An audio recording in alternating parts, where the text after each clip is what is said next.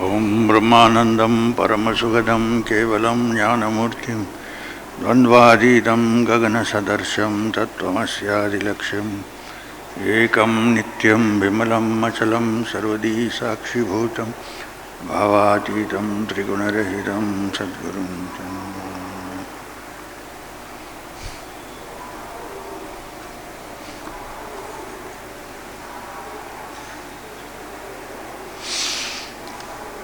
ओम तत्सत् ओम श्री गुरुभ्यो नमः।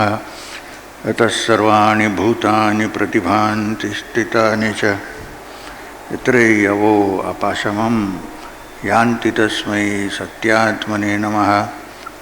ज्ञाता ज्ञानं तथा ज्ञेयं दृष्टा दर्शनदृश्यभूः कर्ता हेतु क्रिया यस्मात् तस्मै ज्ञानाप्यात्मने नमः। स्फुरन्ति शिकार यस्मात् आनन्दस्य अंबरे अवनौ सर्वेषां जीवनं तस्मै ब्रह्मानन्दात्मने नमः।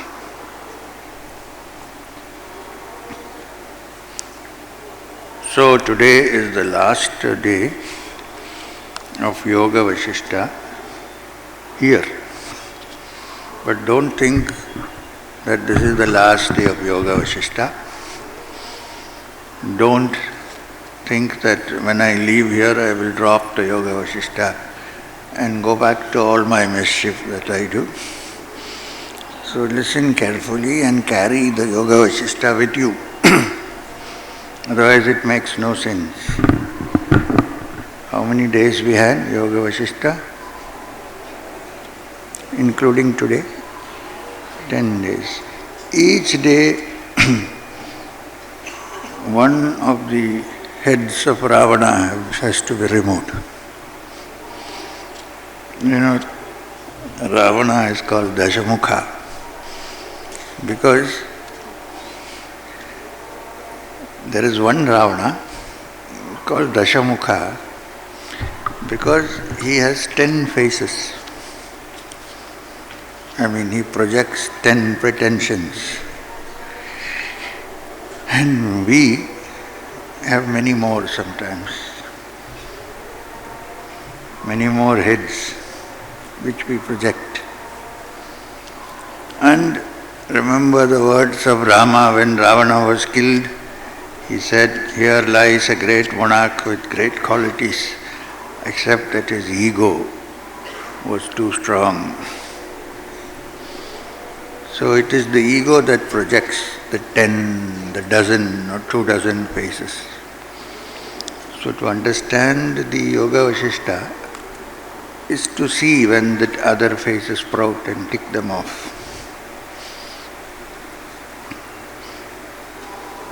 Otherwise you'll think Yoga Vashishta is over, good riddance, now I can go back to my whatever I do. Now for those who, I think most of you have been there from the beginning, but for those, there may be a few people who have not attended, might have come for the Shivratri and come also today. So I give you a small brief account.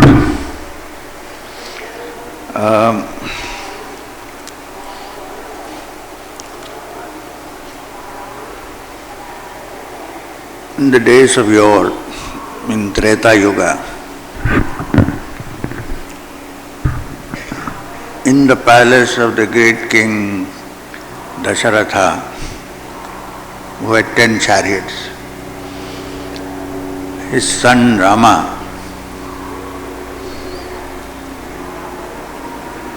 studied with Vishwamitra, then came back.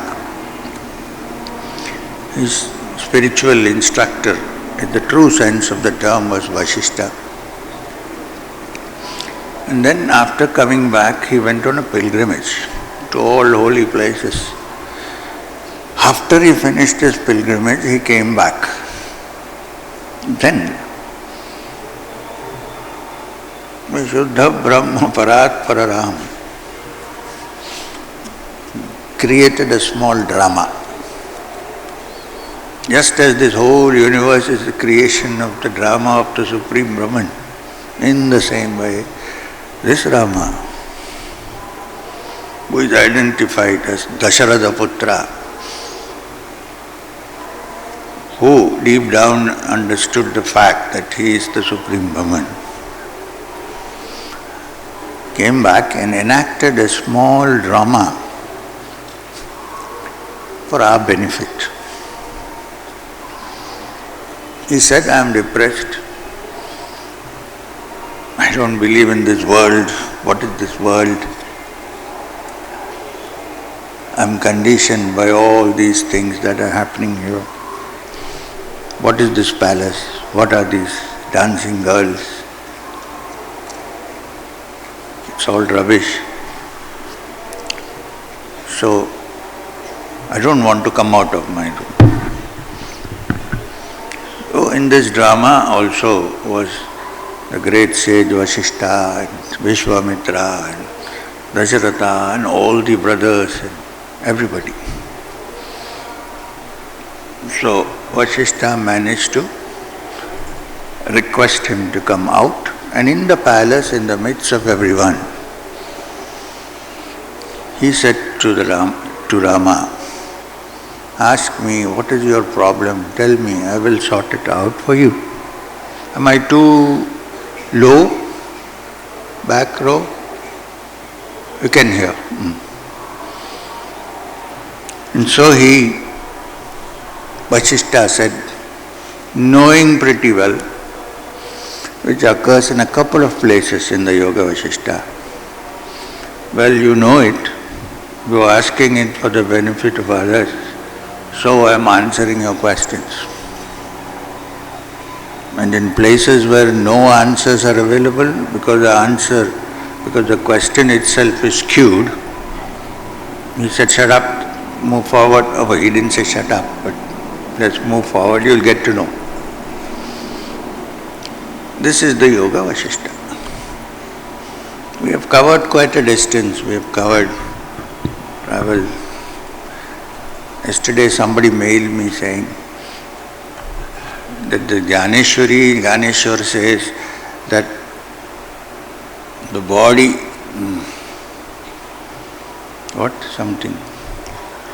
the body,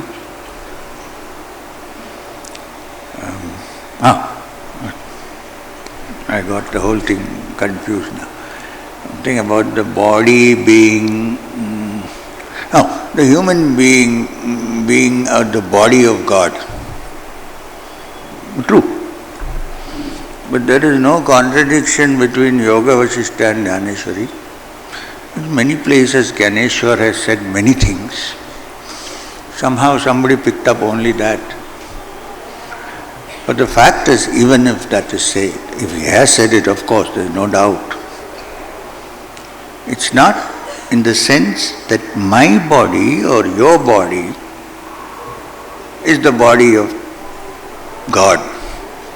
It means the entire universe is the body of God, not one separate human being with whims and fancies and thoughts and imaginations. The whole humanity's body is the body of God. Now, why only humanity? What about the worms, the other creatures, the animals, the trees, the plants? They are also the body of God. The meaning is that this whole universe is only a projection of the body of God. That is the meaning. It is no contradiction with what Yoga Vasishtha teaches.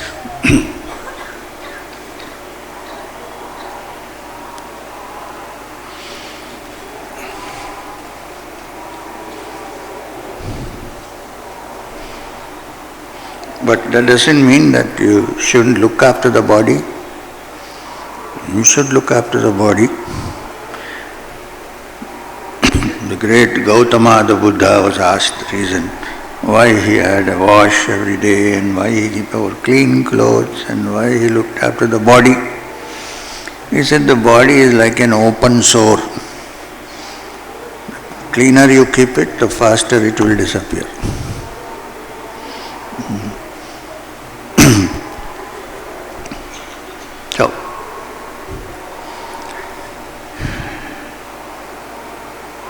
Now we'll continue. What happened that night with the great king Sikhidwaja? While the queen was still asleep, the king left the palace on the pretext of patrolling the city. That was the last para we read. He rode a whole day and reached a dense forest in the Mandara mountain. It was far from the habitation, and there were signs that the place had been inhabited previously by holy men. So there was remnants of a fire and things like that.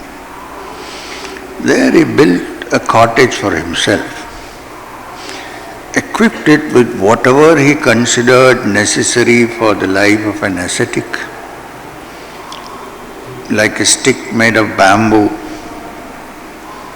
a plate to eat, a water vessel, kamandal, a tray for flowers,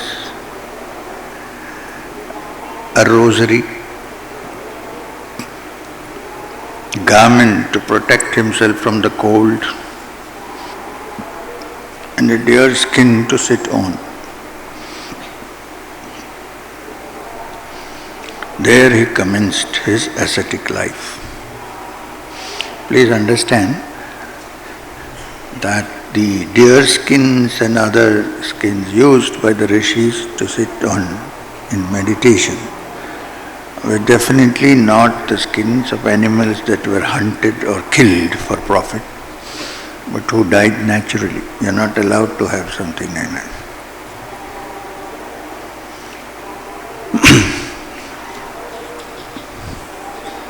There he commenced his ascetic life. The first part of the day is spent in meditation and in japa. The second part of the day he spent in gathering flowers, and this was followed by bath and worship of the deity. Thereafter he took a frugal meal consisting of fruits and roots. Not the meal making. Actually, I think I put on weight. The rest of the time he spent in japa or the repetition of the mantra. Thus he spent a long time in that cottage without ever thinking of his kingdom. So if anybody decides after this to go and stay in a cottage quietly, eat simple food and so on, include idli and all in simple food, and meditate. For that short period of time, you should forget your empire. To be practical, switch on your phone only an hour or two in the evening or something, or in the morning. Rest of the time, close it. Nothing will happen. The earth is not going to fall on our heads. Basically, it's a habit. People also have video habits, taping habits, it's all habits. I know somebody who, when I was traveling in Paris, if I sat on the front seat, that good person would sit on the back seat with the cell phone on to record all past. All that you have to shut up. No, when you are in the cottage and sit there.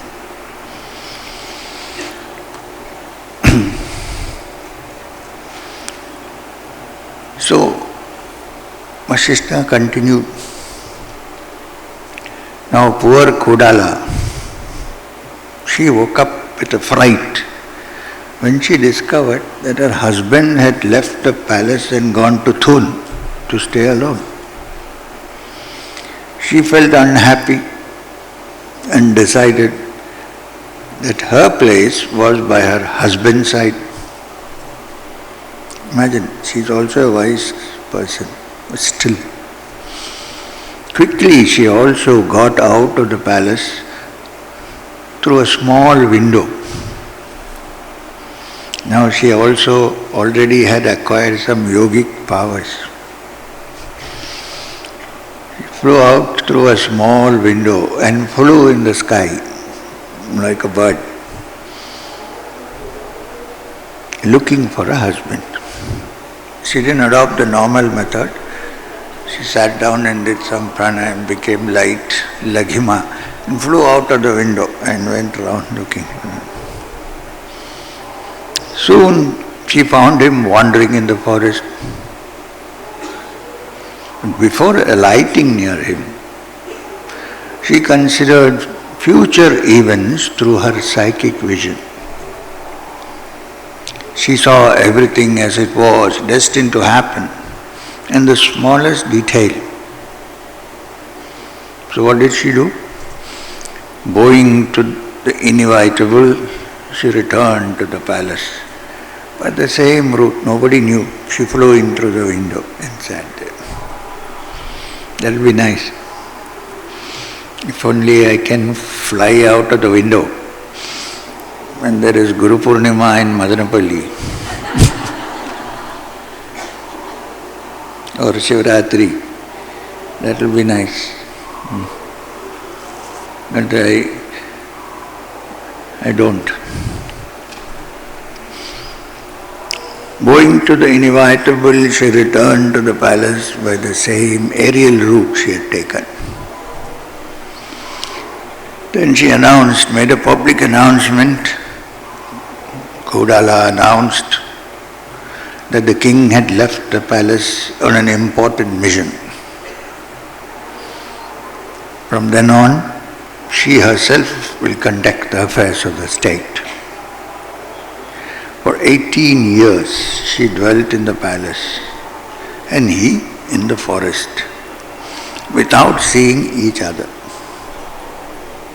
It's a Herculean task or a Himalayan task, let's Indian language. He had begun to show signs of old age. The king, Sakit Dhuja, had begun to show signs of old age. At that time, Kodala saw that her husband's mind had ripened considerably and it was time now for her to help him attain enlightenment. Having thus determined, she left the palace at night. This lady is wonderful, she keeps flying in and out. Having thus determined, she left the palace at night and flew to where he was. She beheld the celestials and the perfect sages in the heavens as she went. She flew through clouds, inhaling the heavenly perfume and looking forward with great eagerness to her reunion with her husband. She was excited and her mind was agitated.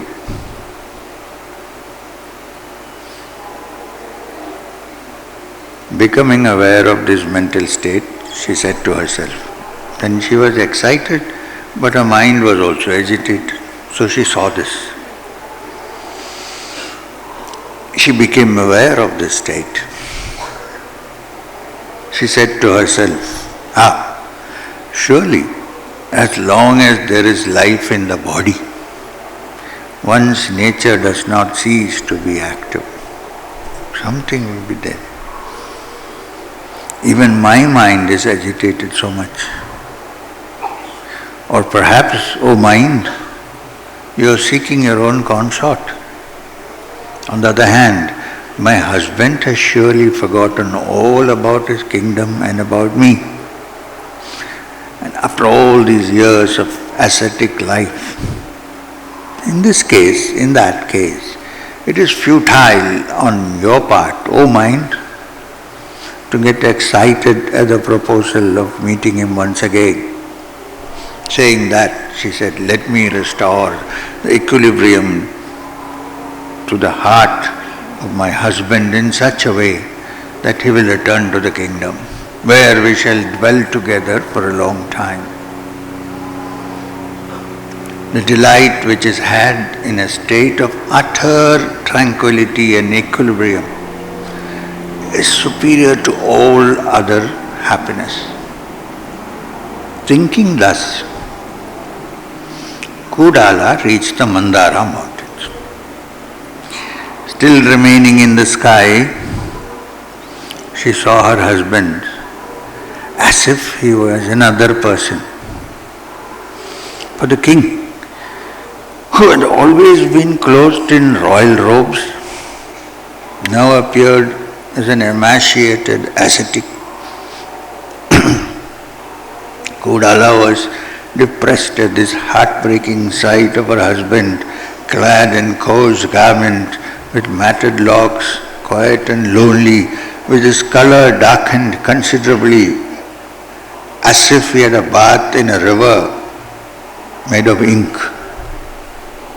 That's a nice expression, river made of ink. For a moment she thought, alas, the fruit of foolishness, for only the foolish reach such a condition as the king has reached. Surely it is on account of his own delusion that he has thus secluded himself in this heritage. Here and now I shall enable him to attain enlightenment, but I will approach him in a disguise.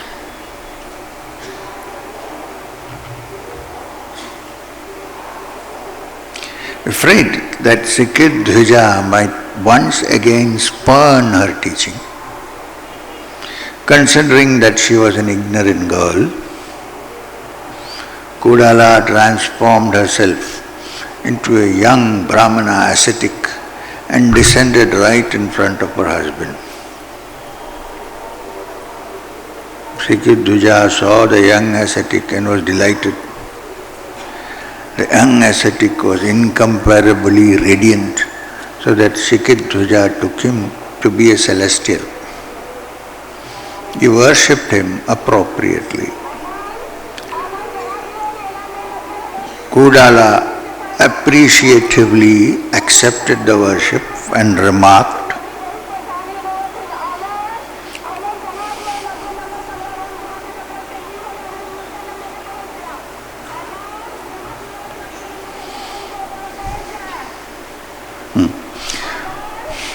जल्दी पहुंच जा यार.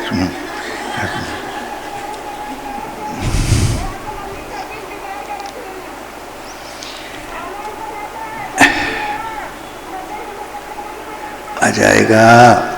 I have travelled around the world, but never have I been worshipped with such devotion, she said.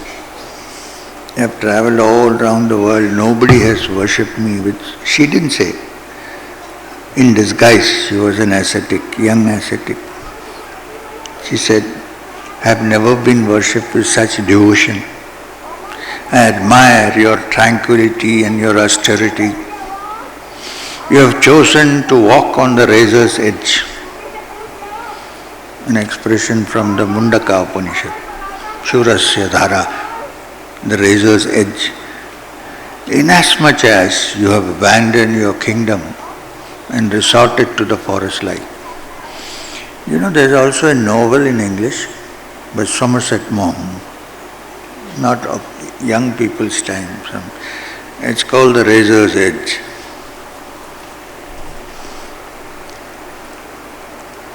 Where there is a guy who is a cab driver in New York, but a great yogi, who is walking on the razor's edge.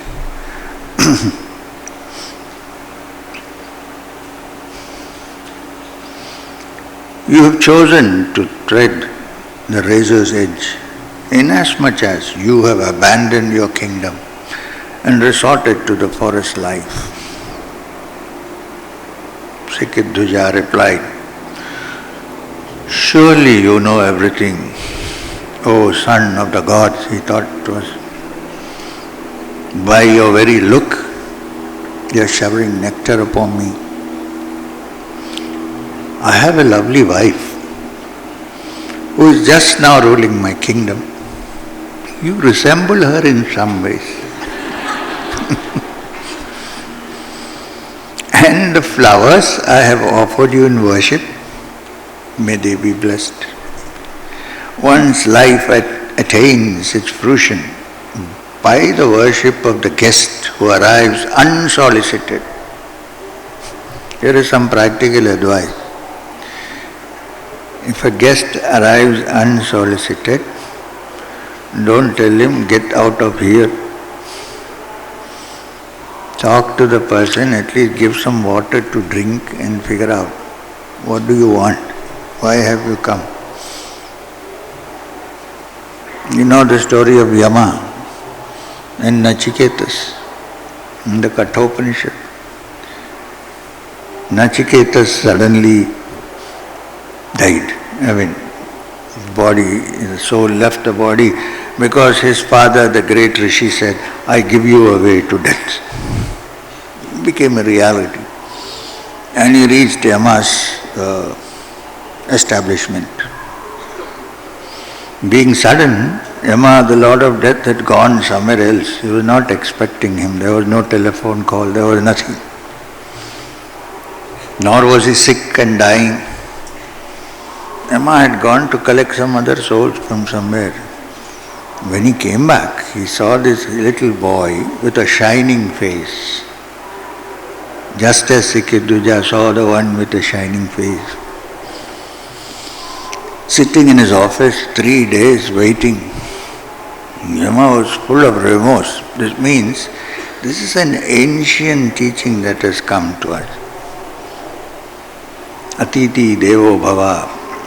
The guest is God. So, he was remorseful. He said, you have waited for 3 days in my house. I haven't asked you how you are. I haven't given you water to drink. I haven't made you comfortable. So please forgive me.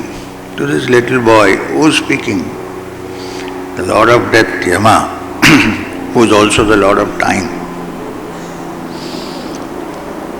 Forgive me, and in compensation, please ask me for 3 boons, and I will give them to you. So here, one's life attains its fruition by worship of the guest who arrives unsolicited. Warning, like old days, when the guest comes, don't pour water on his feet. Just give him some water to drink. The worship of such a guest is superior even to the worship of the gods. Pray tell me who you are, and to what do I owe this blessing of your visit to me? The young ascetic Kodala actually, in brackets, said, there is a holy sage in this universe known as Narada.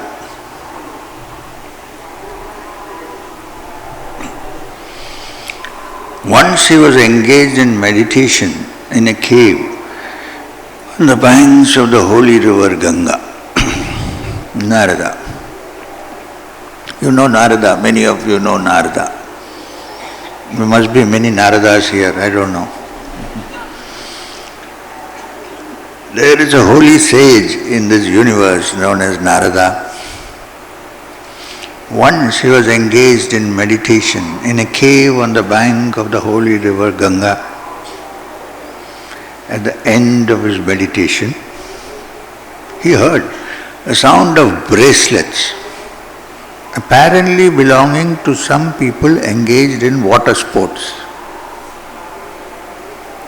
Out of curiosity, Narada looked in that direction and saw a few of the foremost celestial nymphs, they are everywhere, sporting in the water, naked. They were indescribably beautiful. His heart experienced pleasure and his mind momentarily lost its equilibrium. Narada, another mind-born son of Brahma. So don't be discouraged if your heart loses it. You can regain it. Don't worry, normal. But the thing is that he realized that my mind has lost its equilibrium. Narada's heart experienced pleasure and his mind momentarily lost its equilibrium, overcome by lust. Sikidhuja said, Holy One, though he was a sage of great learning and a liberated one at that, though he was free from desire and from attachment, and though through his consciousness was as limitless as the sky,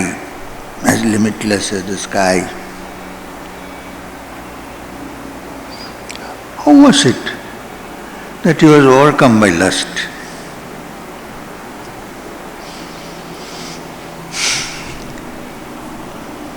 Some years ago,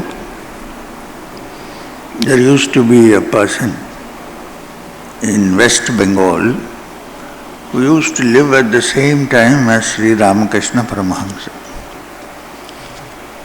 He used to go to him, listen to him, everything. But there was one problem he had, only problem. That his eyes would always wander into naked nymphs in the Ganga. That's all right, it may wander, but he would be always filled with lust. In his case, it need not be in the waters of the Ganga, even in other places. So he was thinking, how do I say this to a holy man like Ramakrishna? I don't dare even to go to him and say, I have lust, because here is a pure man who doesn't have any such feeling.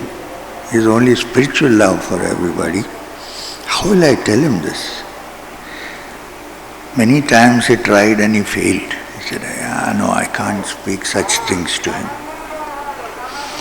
One day he was just about to go home when he saw Thakur Ramakrishna standing on the banks of the river, staring on the other side. Nobody was there, alone. So gingerly he approached him. And then he saw him. So he fell prostrate, got up and said, Thakur, I have to tell you, I have been trying to tell you many times, I don't know how to say this to a pure person like you. Everything I can adjust, control. Lust, I cannot. It keeps coming. And then he was waiting to expect an answer. He burst into tears, but his lust vanished after a while. You know what he did? He put his hands around his shoulders and he said, my dear, even I went through this phase. So don't worry. So don't suddenly say, no, I don't have any. Human beings have naturally.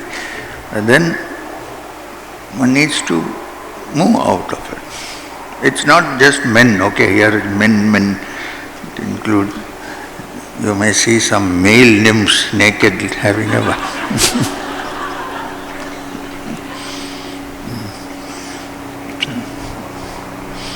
you can see here actually.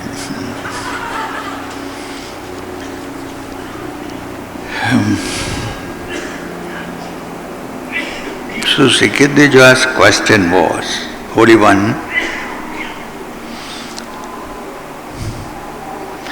though he was a sage of great learning and a liberated one at that, though he was free from desire and from attachment, and though his consciousness was as limitless as the sky, how was it that he was overcome by lust? The young ascetic, who is Kodala, said, Oh royals, hey, doc, what happened to you? You keep coughing. Move. Take some medicine. Did it come when I said about the Ganga in Himshuna? Doesn't come in New York, right? Okay. Okay, anyway. Sikid, okay. The young ascetic Kodala said, "O royal sage, all beings in the three worlds, including the gods in heaven,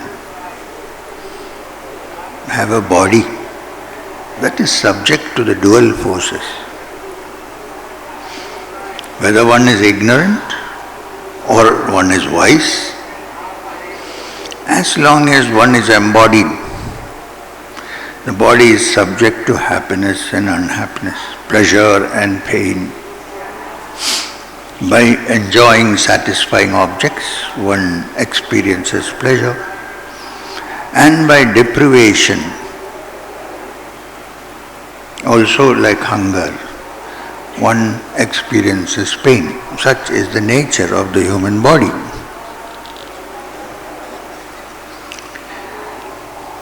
And Kodala, the young ascetic in disguise, continued, "If the self, which is the reality and which is pure, is forgotten even for a moment, the object of experience attains expansion."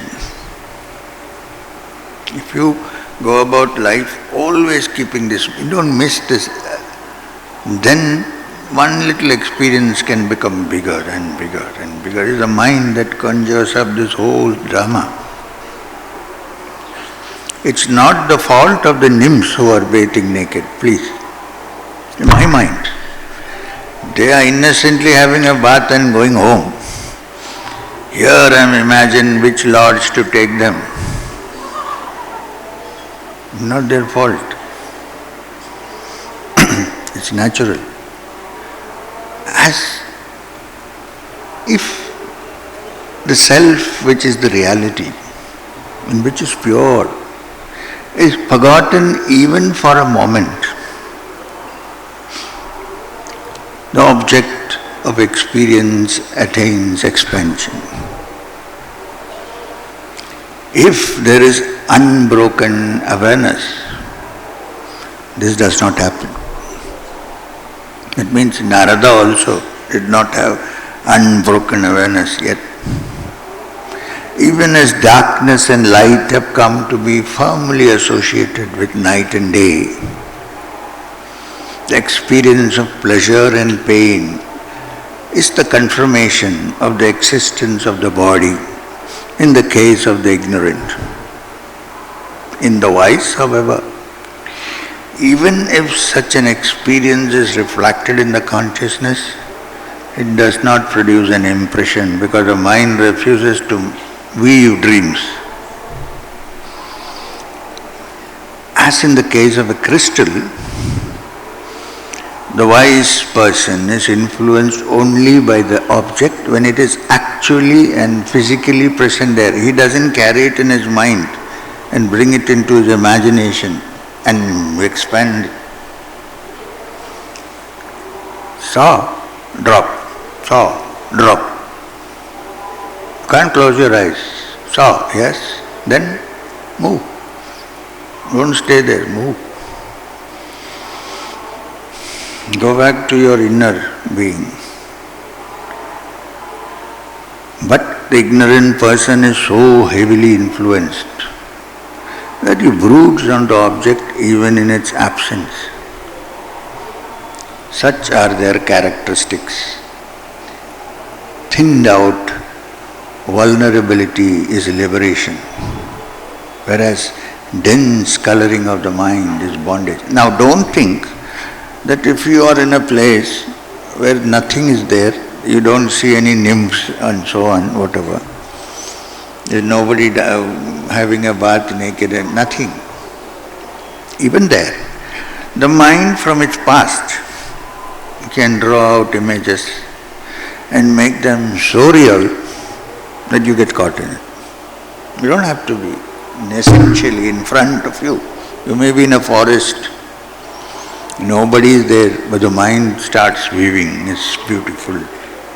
Yes, it's nice to say, it's weaving its beautiful patterns, but not get caught in the pattern.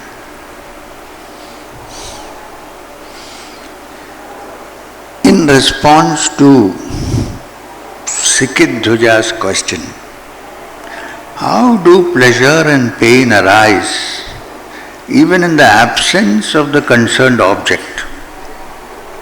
Another question was, even if there is no such object, how do pleasure and pain arise?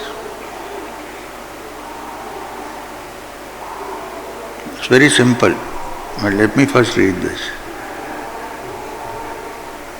The young ascetic said, the cause is the impression received by the heart through the body, the eyes, etc. Later this expands by itself. When the heart is agitated, the memory agitates the jiva in its kundalini abode. And then the kundalini starts flowing in the reverse direction. The nadi which branch out throughout the body are affected. Pleasure experiences and pain experiences affect the nadi differently. The nadis expand and blossom as it were in pleasure but not in pain. Let me answer this a little more simply. How do pleasure and pain arise even in the absence of the concerned object? Okay. It's absent now, but at some point it was present, or something similar was present. The mind has already captured it, it's stored in the memory. Now those memories come out. And there is more danger to the memories coming out when you are alone. When you are with others, when you are doing it, it's not easy because there is no space and time for the memories to come. Here there is nothing, you are sitting quietly in gram, nothing is happening. Only ranches all around, open air, open ground, and then the memories of old impressions come out. How do you handle it? By saying, go. This is just a mind playing tricks.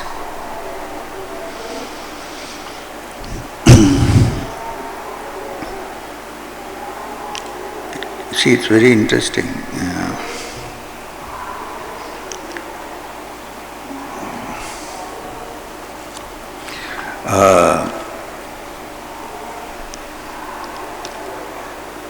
In a small kingdom, there was a king.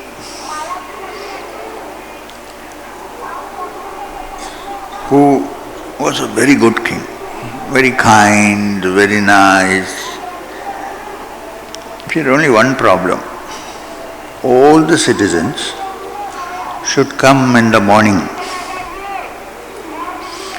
and bow down before him and say, you are the greatest king on earth. That's all. No other problem. Then, once he heard that, he would give them everything, wealth, gold, money, whatever they wanted. The only condition was, come every day morning, bow down and say, you are the greatest of kings. Now, in one corner of that little village, a little city, there was a temple. I'm not sure what deity, but there was a temple. And there were 3 brahmacharis living there who were doing puja and looking after the temple and doing all that. The entire city went in the morning and evening to the king to bow down and say, you are the greatest. They got a lot of gold and so on. These 3 wouldn't go. They said, we don't want anything. We are happy as we are doing the puja, looking after them. We are not going. Why should we go down? We will bow down only to the Supreme Being, not to this fellow. So many days passed, many months passed, many years passed. The king said to himself, these three fellows are going to set a bad example to my praja. Everybody will try to copy him, copy them and not go and say you are the greatest and so on. So he asked his ministers, what shall we do? What is the plan? I hope you know that it is the ministers and the bureaucrats who create plots and give to the ruler. Then he works on it. Because they have more brains than the ruler. So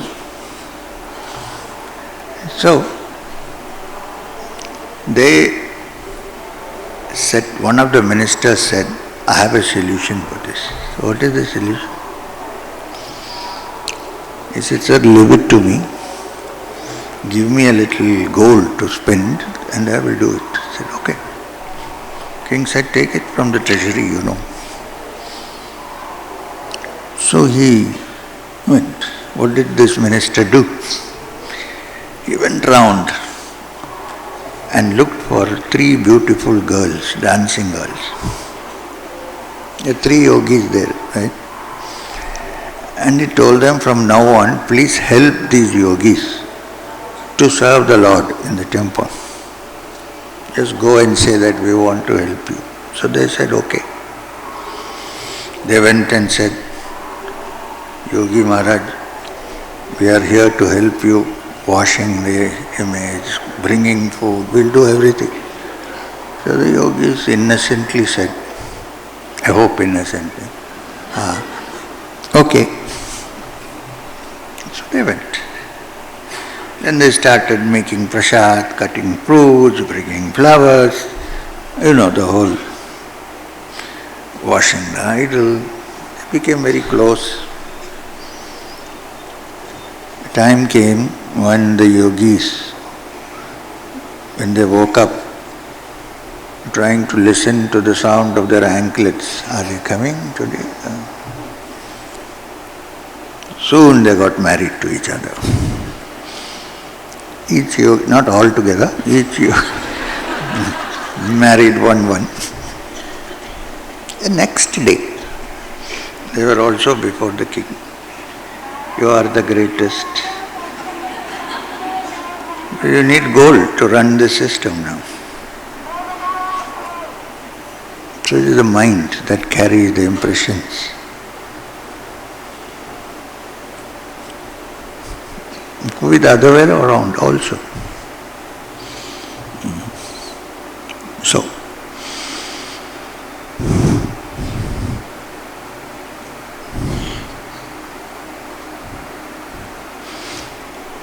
when the jiva does not thus enter into the agitated nadi, it is liberated. Bondage is none other than subjection of the jiva to pleasure and pain. When such subjection does not exist, there is liberation. The jiva gets agitated at the very sight of pleasure and pain.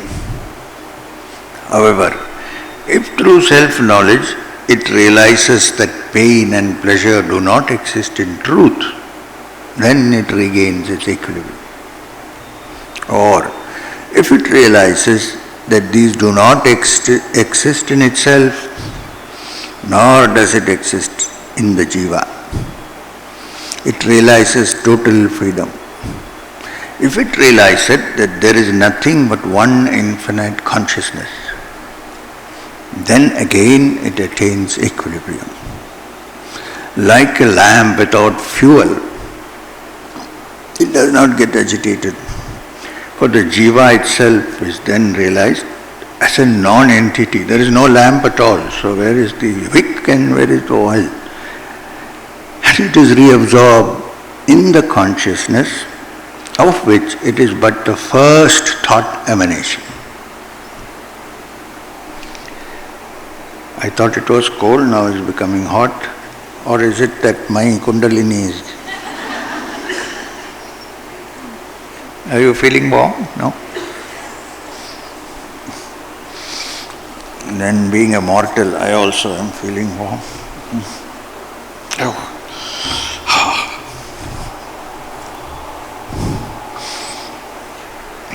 Actually, when you're feeling really hot, when you take off your shawl and say, this is also similar. You remove the shawl of illusion. Breathe in peace, cool. This is the real meaning of saying, be cool. Anyway, asked by Shikadhwaja to elaborate on how the pleasure experience leads to loss of energy, the young ascetic said, as I said, the jiva agitates the life force. The moment of the life force extracts vital energy from the entire body. This energy then descends as the... We'll leave it. Vasishtha has no decency, but I have. Shall I read? Ladies, the moment of the life force extracts the vital energy from the entire body. This energy then descends as the seminal energy, which is discharged naturally.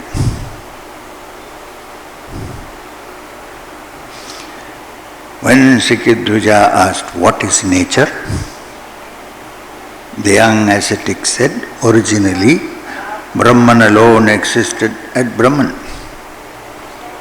In it, innumerable substances appeared like ripples on the surface of the ocean.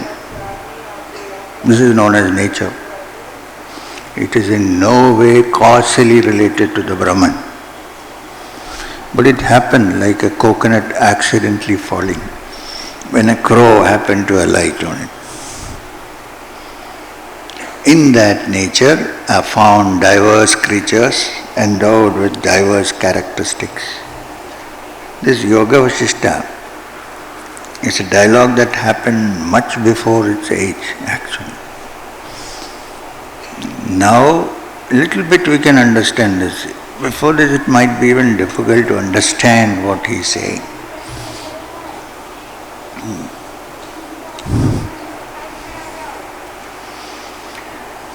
Kudala, the young ascetic, continued, it is by such nature of the self that this universe is born. It is sustained by self-limitation or conditioning on account of alternating order and disorder. When such self-limitation and such conflict become order and disorder cease, then the being shall not be born again. Okay. Continuing the story of Narada for further clarification. The young ascetic said, soon Narada regained his self-control. He gathered the seed which had been spilt in a pot made of crystal. He then filled the pot with milk produced by his thought force. In due course, that pot gave birth to an infant which was perfect in every respect. This is a 1,000-year-old artificial insemination. Narada named the baby and in course of time imparted the highest wisdom to it.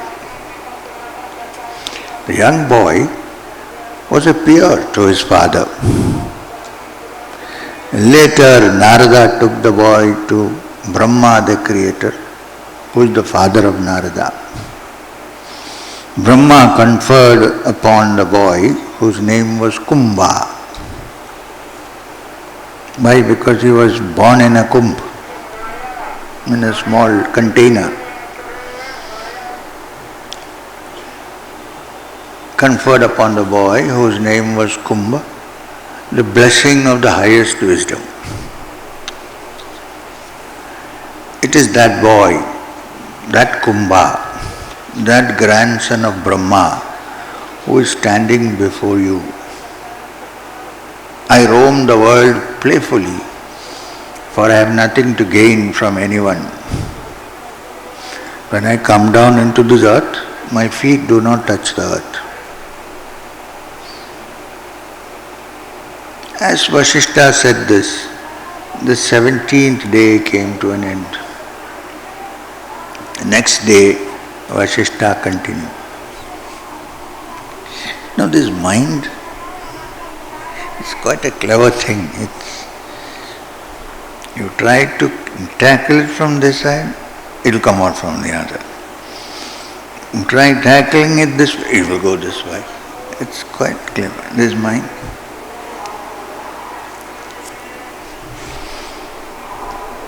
You think it's difficult to live in the house with a husband or wife, and you come out, outside another relationship develops. Mind. Then for some time everything is hunky-dory. Then again you see there is problem here also, then you move. Goes on and on. The only way is to get out of the mind. It is not solved by this changing.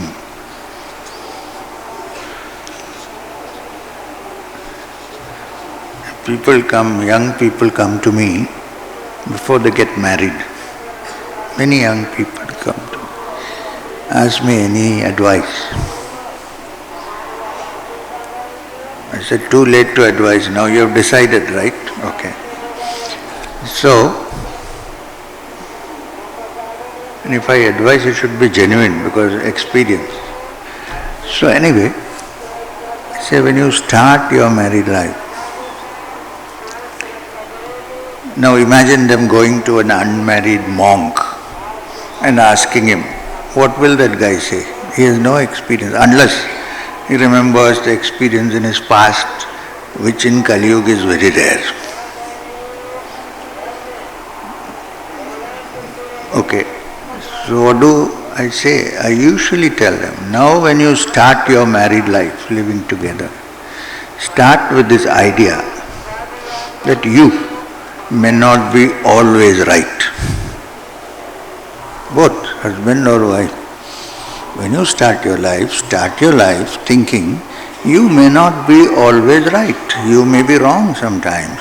It is the ego that says I am always right. Start with the idea that sometimes the other guy may also be right. Sometimes I am right. Because we are human beings, conditioned. We cannot always be right. We may be wrong. If you start on that plate, on that approach, generally you will swim through this ocean.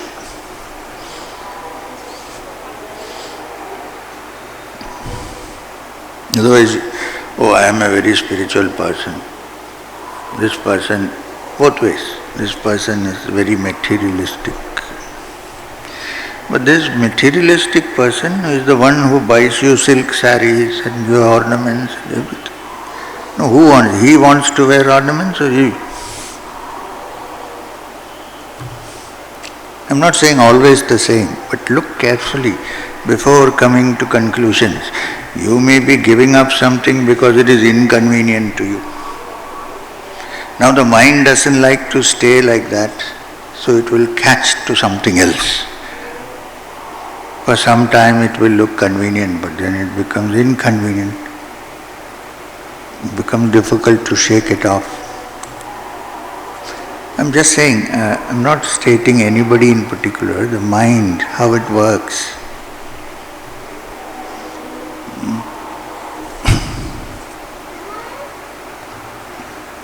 And I'm also not saying don't get married, or I'm also not saying get married. We're looking at different aspects of this.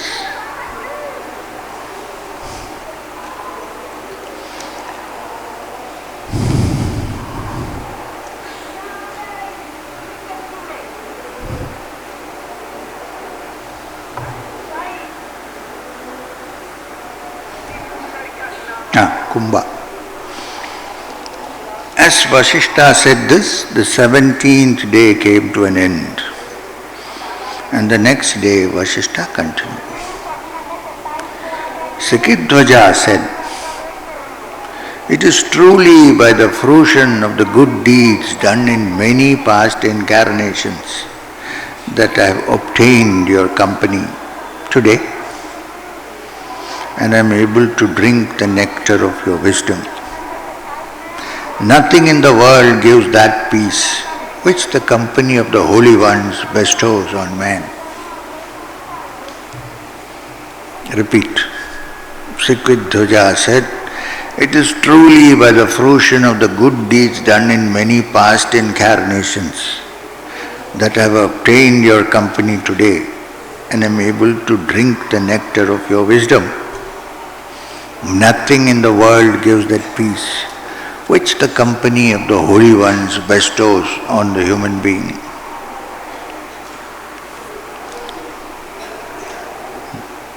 The young ascetic Kodala said, "I have told you my life story.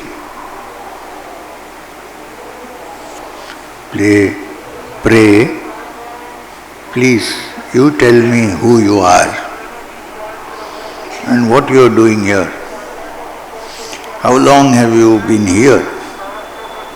Tell me everything truthfully. For ascetics like you, recluses, do not speak anything but the truth. So tell me the truth. Who are you? Why are you sitting here?" Sikidhwaja replied, "O son of the gods, you know everything as it is. What shall I tell you?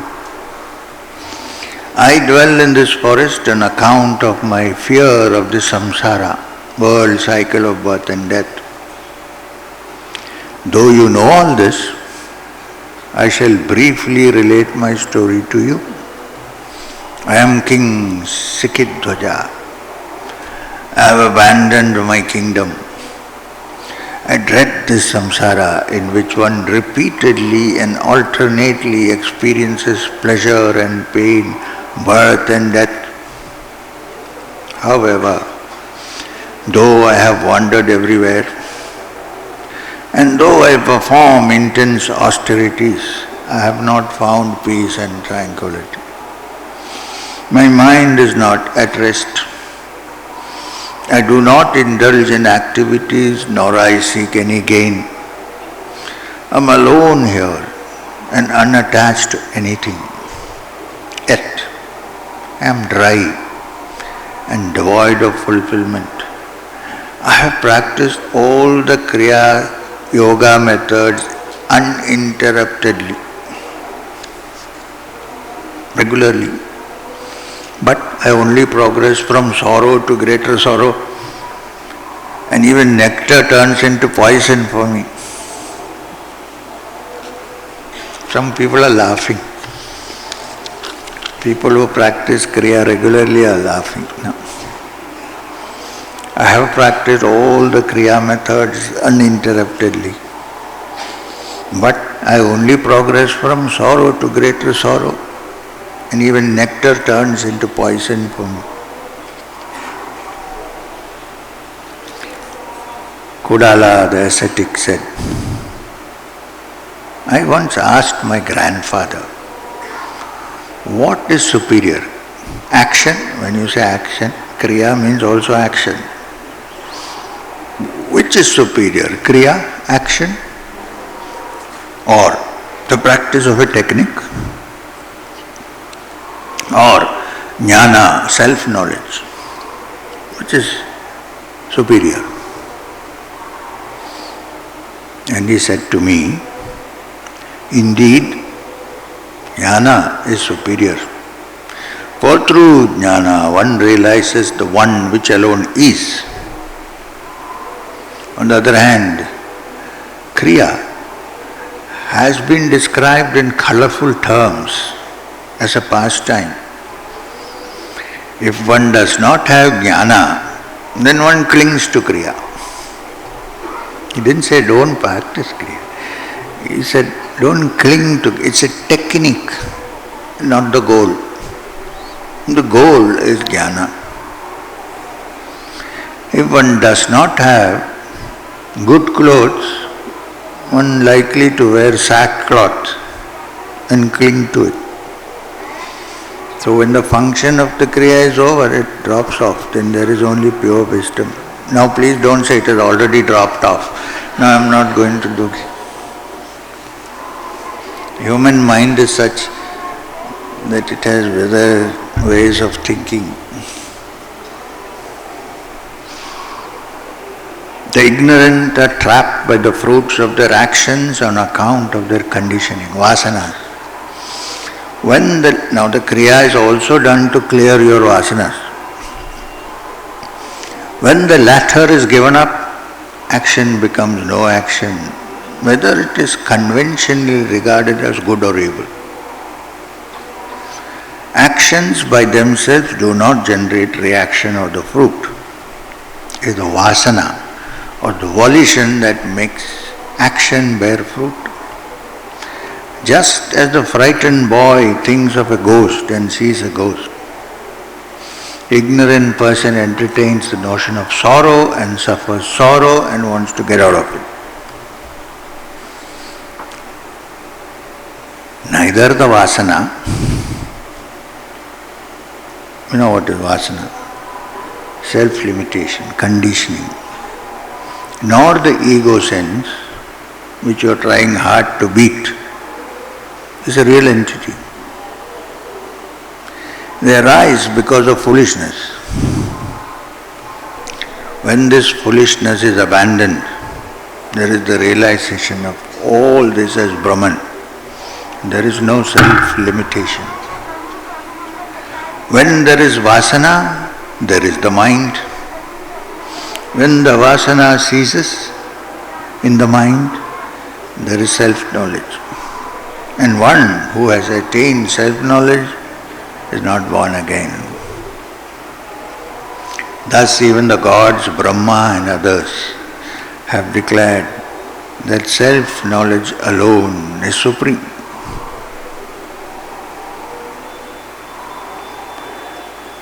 Then, why do you remain ignorant? Why do you think this is the kamandalu and this is the stick and remain immersed in ignorance? Why do you not inquire, who am I actually? How has this world arisen? And how does all this cease? Why do you not reach the state of enlightenment by inquiring into the nature of bondage and liberation? Why are you wasting your life in these futile austerities? It is by resorting to the company of holy ones, by serving them and inquiring of them, that you will attain self-knowledge. Sikituja said, Aha! I have truly been awakened by you, O sage. I am freed of foolishness. You are my guru, and I am your disciple. Pray instruct me in what you know, knowing which one does not grieve. The young ascetic Kodala replied, O royal sage, I shall instruct you if you are in a receptive mood and cherish my words. If one playfully instructs another merely in answer to a query, when the latter does not really intend to receive, cherish and assimilate the teaching, it becomes fruitless. I have no time for that. So listen attentively. I shall narrate to you a story which is similar to yours. Till now this poor Sikidhwaja does not know that it is the queen, Kodala, who is in front of him. So the young ascetic said, there was a man in whom there was almost impossible combination of wealth and wisdom. He was endowed with all the excellences. He was clever in his dealings. He achieved all his ambitions, but he was not aware of the self. He began to engage himself in austerities with the desire of acquiring the celestial jewel known as the Chintamani, philosopher's stone. His effort was intense. So, within a short period of time, this jewel appeared before him. Indeed, what is impossible for one who strives his utmost? One who applies himself to the task he has undertaken, unmindful of the effort and difficulties, reaches the desired end, even if he is poor. Now this man saw the jewel in front of him, within his easy reach. But he was unable to reach any certainty concerning it. It was there. He began to muse with a mind confused by prolonged striving and suffering. This is what he was thinking. Is this the Chintamani? Or is this Madanapalli? Just 35 kilometers from Madanapalli is Chintamani. He began to think, is this the Chintamani? Or is it not? Shall I touch it or not? Perhaps it will disappear if I touch it. Surely it cannot be obtained within so short a period of time. Cannot be. Perhaps it will disappear. The scriptures say that it can only be obtained after a whole lifetime of striving. Surely, because I am a poverty-stricken, greedy man, I am hallucinating the existence of this jewel.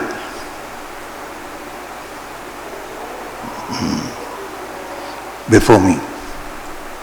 How could I be so lucky as to get it so soon?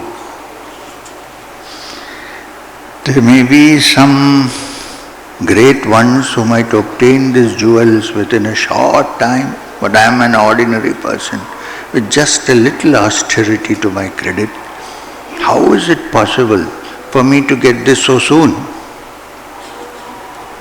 Thus confused in his mind, he did not make any effort to take the jewel. He was not destined to get it. One gets only what one deserves, when he deserves. Then will happen.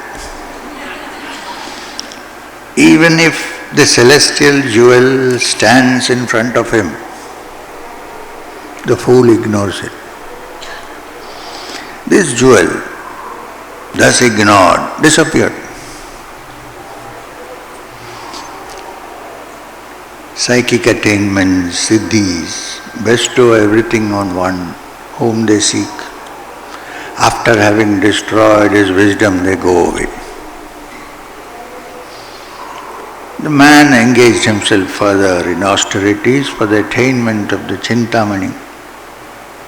Again he continued. It came and it went, but he is still looking for the Chintamani. So he continued his austerities. Why? Because the industrious do not abandon their undertaking.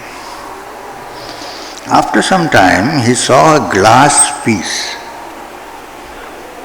broken glass, thrown playfully in front of him by the mischievous celestials. He thought it was the Chintamani. Chintamani came and went. He thought, no, it cannot be. I don't deserve this. Who am I? And so on. It went off. Then some celestial infant threw a piece of broken glass in front of him. He thought it was the Chintamani. Thus deluded, he greedily picked it up. Confident that he could get whatever he sought with its help, he gave up all his wealth, family, etc. and went away to the forest. On account of his foolishness, he suffered there. Great calamities, old age and death are nothing in comparison to the suffering caused by foolishness. In fact, foolishness adorns the head of all sufferings and calamities. The young ascetic continued. Listen, O king, to another story which also resembles yours. She said one story which resembles his. She's saying that now you picked up that glass piece, the Chintamani is gone, and you are still working hard on it. Here is another story which also resembles yours. In the Vindhya forest, there was an elephant which was extremely strong and equipped with strong and powerful tusks. The rider of this elephant had, however, imprisoned it in a cage, the mahout. By this and the repeated use by the rider of weapons like the goad, the elephant was subject to great pain. While the rider was away, the elephant struggled to free itself from the cage. The effort went on for 3 whole days. Eventually, it shattered the cage. Just at this time, the rider saw what the elephant had done, the mouth. While the elephant was making good its escape, the rider climbed up a tree, which he planned to throw himself on his back and subdue him again. The elephant saw its enemy, the rider. Now the elephant looked upon him as an enemy who has imprisoned him. The elephant saw its enemy, the rider, fallen in front of him. Yet it was overcome by pity and therefore did not harm him. Such compassion is seen even in beasts. And the elephant went away. You know why the elephant sits when the man who sits on top says sit? Because he has been using that curved thing, pulling its ear and pushing it into its nails and things. It is because of this, the fear in the mind, that it sits. When he says sits and stands up, Viriyane, Yariyane, we think, oh, it's really following instructions. Pain, they torture it. If I was given the freedom, I would go to all temples, release all the elephants. God doesn't need elephants to travel on. No. Because they're tortured. Tortured, put in caves, chains, and they stand with one chain on. Haven't you seen them? And then in that tumult of blowing trumpets and chandas, they got mad and they run. Then people say, oh, they got crazy. Generally, you know who suffers? The mahout who's sitting on top. They drop them down, finished. Anger. But this elephant was a kind elephant. It saw him fall from the tree and it went away quietly with compassion. Even some beasts have such compassion. The rider got up, not seriously injured. The evildoer's body does not break down easily. Their evil deeds seem to strengthen their body. The rider, however, was unhappy at the loss of the elephant. He continued to search in the forest for the lost elephant. After a long time, he saw it standing in a thick forest. He gathered other elephant tamers and with their help dug a huge pit. This also they do, factual, and covered it with foliage, eager to recapture the elephant. Within the next few days, that mighty elephant fell into the pit. Thus recaptured and bound by the wicked rider, the elephant still stands there. The elephant had neglected to kill its enemy, though he had fallen right in front of him. So he had to undergo fresh suffering. Misguided compassion, says Vasishtha.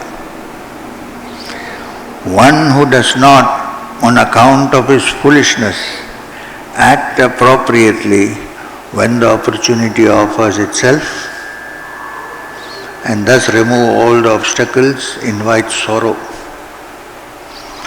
By the false satisfaction that I am free, thinking that I am free, the elephant fell into bondage. Foolishness invites sorrow. Foolishness is bondage, O Holy One. One who is bound, think he is free in his foolishness, though all that exists in all the three worlds is nothing but the self. To one who is firmly established in foolishness, it is only an expansion of foolishness. Now Sikidhuja is still a little bit thick in the skull. He said, Holy One, explain the significance of these stories. Even we, it is clear to us, right? But Sikidhuja, no. He says, please explain these stories to me. Now, the young ascetic, who is none other than Kodala, the queen, says, the wealthy, learned man who went in search of the celestial jewel is you. O king, it's you. You have knowledge of the scriptures, yet you are not at rest within yourself, as a stone rests in water. Chintamani is the total renunciation of everything which puts an end to all sorrow. By pure total renunciation, everything is gained. What is this celestial jewel in comparison? Inasmuch as you are able to abandon the empire, etc., you have experienced such total renunciation. After renouncing everything, you have come to this hermitage. However, one thing still remains to be renounced. Your ego sins. Oh, I have left everything. I have come to the forest. I was not even interested in the chinta. Your ego sense is still there. If the heart abandons the movement of thought, there is realization of the Absolute. But you are overcome by the thought of the renunciation, which your renunciation has created in you.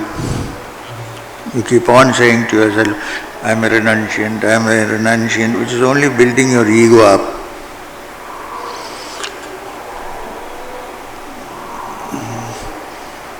Some renunciants sit in golden thrones. You need a golden umbrella to work behind and so on. What is it? The ego sense.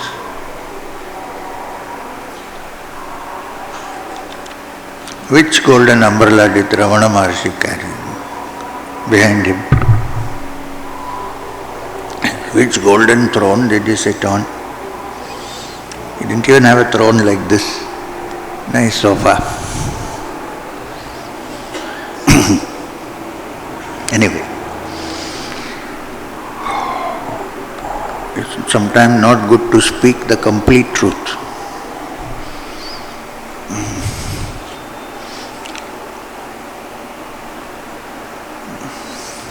Nowadays there are no crosses, otherwise they'll hang you there. Anyway, so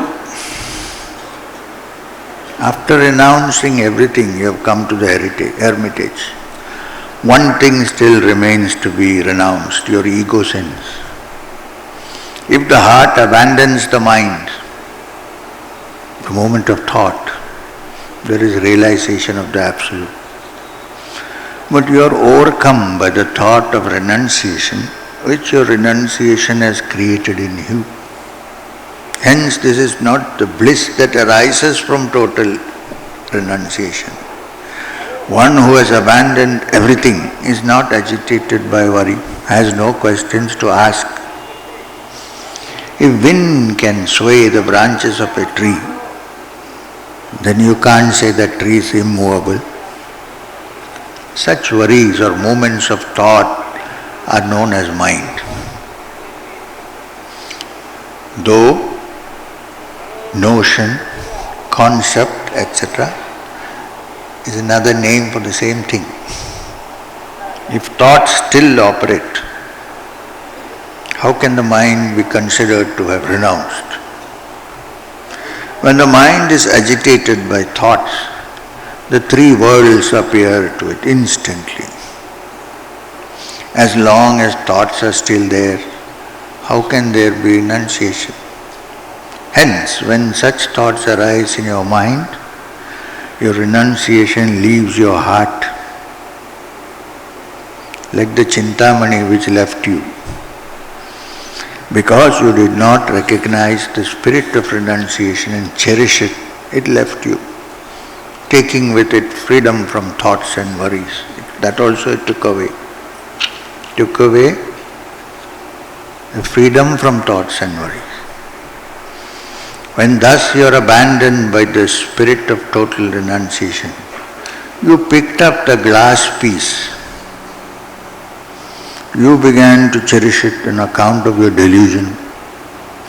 You have replaced the unconditioned and unattached infinite consciousness with the futile performance of austerities, which alas, for your own sorrow, has a beginning and an end. One who abandons infinite joy which is easily attained and engages himself in the acquisition of the impossible. One who abandons infinite joy which is easily attainable and engages himself in the acquisition of the impossible is surely a pig-headed fool and is suicidal. You fell into the trap of this forest life and did not strive to sustain the spirit of renunciation. You abandoned the bondage to the kingdom and all the rest of it, but you have again become bound by what is known as the life of an ascetic. Now, you are even more worried than before by cold, heat, wind, etc. What she is saying is, if you had sat in your room in the palace, you would have attained it earlier. Also, I am there with you. But no. Now, you are even more worried than before by the cold, by the heat. Well, people get such ideas suddenly. I am going to give up everything and go and live alone in the forest. After 6 days, when the climate changes, all ideas of solitude disappear. Sri Ramakrishna used to say there is a kind of renunciation called a monkey's renunciation. Somebody failed in an examination or was afraid of failing in an examination. So he renounced everything. What? Renounced. and went to Banaras or somewhere. Those days, yeah. After 3 weeks, a letter comes to the house. Now I'm in Banaras, it is winter, it's very cold, I don't know where. Can you just send me a money order? This is called monkey's renunciation.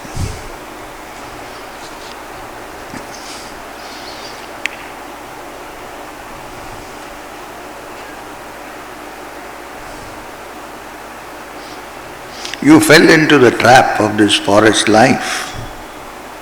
Okay, there are lots of Adivasis living in the forest. Have they all attained moksha?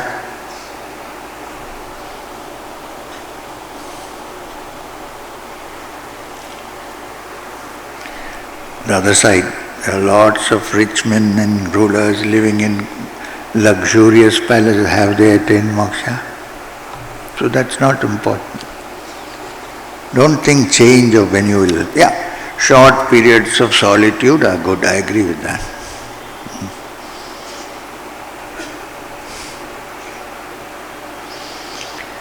Now you're even more, okay. And hence more firmly bound. Foolish thinking. I have obtained the Chintamani. You only got a piece of glass. This is the meaning of the first parable. Now listen to the significance of the second parable. What was described as the elephant in the Vindhya hills? That you are on this earth. The two powerful tusks are discrimination and wisdom, Viveka and Vairagya, which you possess. The rider who inflicted pain on the elephant is ignorance, which caused you sorrow. Though powerful, the elephant was overcome by the rider. Though excellent in every way, you are overcome by this ignorance or foolishness. The elephant's cage is the cage of desires in which you are imprisoned. The only difference is that the iron cage decays in course of time, but the cage of desire grows stronger with time. Even as the elephant broke out of its cage, you abandoned your kingdom and came here. However, psychological abandonment is not as easy as breaking out of a material cage. Even as the rider was alerted by the escape, the ignorance and foolishness, if you tremble when the spirit of renunciation, in you tremble when the spirit of renunciation, I'll read that once again. Even as the rider was alerted by the escape, the ignorance and foolishness in you tremble when the spirit of renunciation manifests in you. When it comes, you start trembling. When the wise man abandons the pursuit of pleasure, ignorance flees from him. When you went to the forest, you had seriously wounded this ignorance, but you had failed to destroy it by the abandonment of the mind or movement of energy in consciousness, even as the elephant failed to kill the rider. Therefore, this ignorance has arisen once again. And remembering the way in which you overpowered the previous desires, it has trapped you in a pit known as the pit of asceticism. If you had destroyed this ignorance once and for all when you renounced your kingdom, you would not have been trapped by this illusion of being an ascetic. You are the king of elephants, endowed with powerful tusks of Viveka and Vairagya. However, alas, in this dense forest, you have been trapped by the rider known as ignorance, and you lie imprisoned in the blind well known as asceticism. O king, why did you not listen to the wise words of your I think she's taking it out on him. O king, why did you not listen to the wise words of your wife? Kodala, who is indeed a knower of the truth. She is the foremost among the knowers of the self, and there is no contradiction between her words and her deeds. Whatever she says is true and is worth putting into practice. However, even if you did not in the past listen to her words and assimilate them, why did you not abandon everything in total renunciation? Sikidhuja said, I have renounced the kingdom, the palace, the country, my wife, too. How is it then that you think I have not renounced everything? The young ascetic Kodala said, wealth, wife, palace, kingdom, the earth, royal umbrella, and your relatives are not yours, O king, anyway. Renouncing them does not constitute total renunciation. Are they yours anyway? What have you renounced? They are not yours. There is something else which seems to be yours, which you have not renounced. That is the best part of renunciation.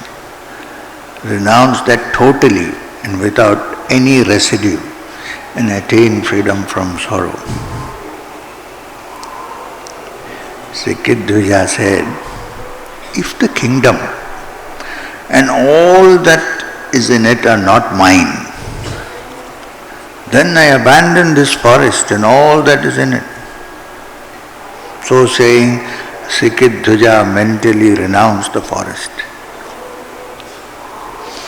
On being told by the Brahmana, all these things are not yours, hence there is no meaning in renouncing them.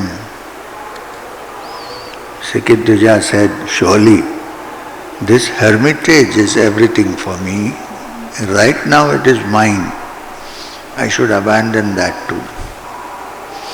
Thus resolved, Sikidhuja cleansed his heart of the very idea that the hermitage was his. Surely now, he said, I have completely renounced everything. Kodala replied, surely all these too are not yours. Then how do you renounce them? They don't belong to anybody. How do you renounce them? You renounce what is yours. None of them is yours. There is something which you have not renounced, and that is the best part of it. By renouncing that, attain freedom from sorrow. Sikidhuja said,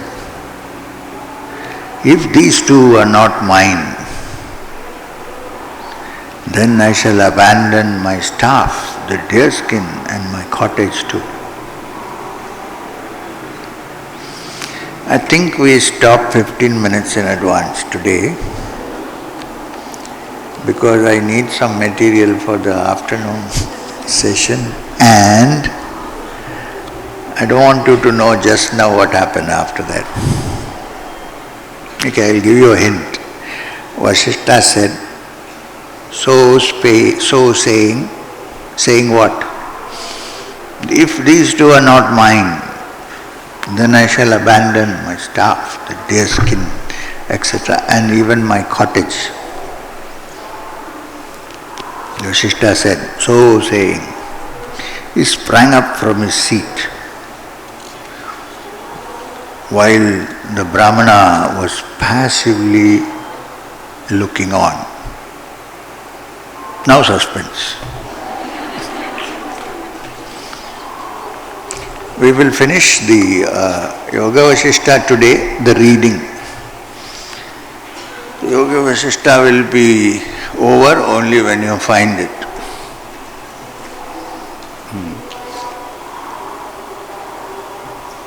So we'll come back in the afternoon and do the rest.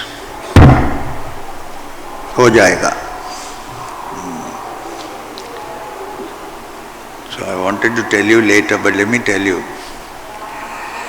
I enjoyed the Yoga Vasishtha. Whether you enjoyed, I don't know, I enjoyed.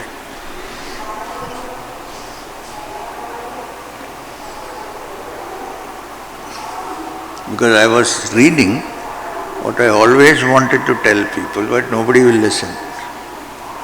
This came in handy, very good excuse. No, nobody will say, oh, he said it, useless fellow, that M. You say, Vasishtha said it.